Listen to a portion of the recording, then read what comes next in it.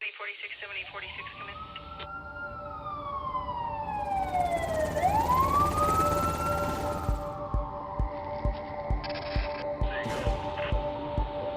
You think about mass casualties or mass shootings, you see it on the news. I think we're aware of it, but I think people don't realize it could happen here anytime. Well, I think you definitely always have to be prepared, especially in the current environment. Somebody get into the stadium with a big explosion. It could be any of the high school stadiums around here, and 1,000 people can be at Brack's door within a couple hours. I mean, that's a realistic scenario for me. Or ACL or South by Southwest or the Circuit of the Americas with the Formula One events where there are tens to hundreds of thousands of people. You think about the busiest night in a trauma center on a Saturday night, and you multiply that by 1,000. And I think that's what a mass casualty feels like. And it doesn't necessarily have to be an act of terrorism. It could be the stands collapsing. It could be a car crashing into the crowd, things like that.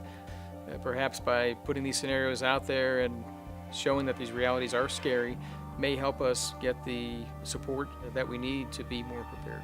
And I don't want to make everyone afraid, but that's what we're preparing for.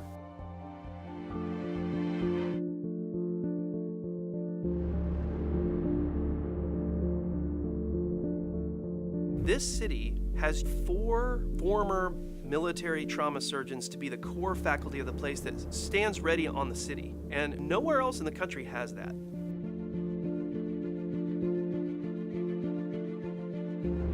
I spent 14 years in the United States Navy, and 7 months of that, in 2006, 2007, I was deployed to Ramadi, Iraq, as a lead trauma surgeon for a Navy surgical unit. I remember Ramadi in 2006, Time magazine described it as the most dangerous place in the world. There we faced multiple casualties on a daily basis and mass casualties on a relatively regular basis as well.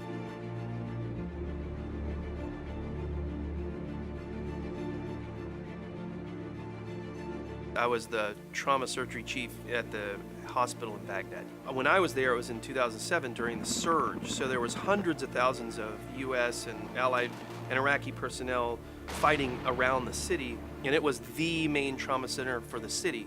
That particular hospital was the busiest hospital since the Tet Offensive in Vietnam. Instead of seeing people kind of trickle in like they do in this place and most places around the country or world, we would see big groups of people be injured at any given time. And so we saw well over 50 what we would call mass casualty events. So I got to be a part of that.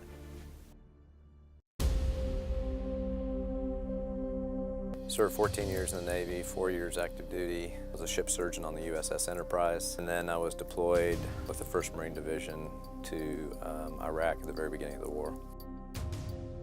The military had designed these more mobile units to facilitate faster evacuation of the casualties.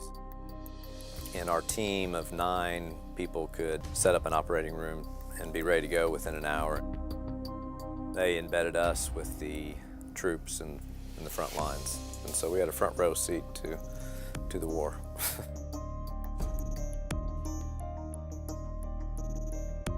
I was a Navy surgeon on active duty from 2000 to 2003.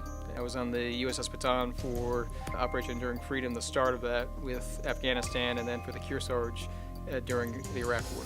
2 sea tours and then 2 land tours in Bahrain as well. Did have several mass casualty situations from exploding ordnance, bombs. Taking care of multiple patients with blast injuries, shrapnel injuries was a new type of injury for me, but you learn pretty quick how to take care of them.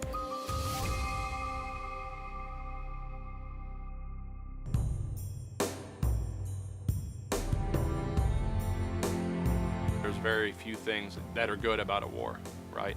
But as a trauma surgeon, to practice and perfect my craft, there's really no better way to do that than to be a deployed combat surgeon. Nothing gives you the experience like really doing a real deal mass casualty several times over. I probably stay pretty calm when things happen, and a lot of that's probably from over there. It's definitely a sense of confidence as well. I mean, when you can handle these injuries in that environment, you come here and you definitely feel confident that you can handle anything that rolls through the door.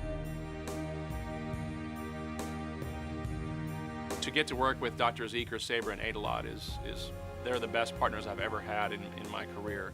The fact that we all end up here together, maybe it is fate. For the better, for sure. It's great to know that we have a band of brothers that we can all depend on, people that have shared the same experience before. But all these other guys that I work with, I would gladly go to war with, or be a part of some big disaster with and know that they can handle anything we can throw at them. It just works. It all works. My whole group right now, actually the whole trauma team here at Brackenridge, is just really a fantastic group to work with. We make people better, we save people's lives, and we provide fantastic care. People shouldn't walk around being afraid. It would be what other people would want for us, the people that want to hurt us. But we as a hospital, and really as a system, are preparing as best we can to make something that is truly overwhelming be something tolerable and safe and as effective as possible. We will have the training and the expertise and the communication and logistics that we've been running every single day all the time that would allow us to take care of that mass casualty situation. As the building is being built, we're putting ideas about disaster and mass casualty management into the people's minds who are doing the finish out stages. Going to be much more efficient as far as taking care of patients. We are making the new building be the state-of-the-art disaster management building, not just for us as a city, but really in the world. And this is something really that the citizens of Austin and Central Texas and our community deserve.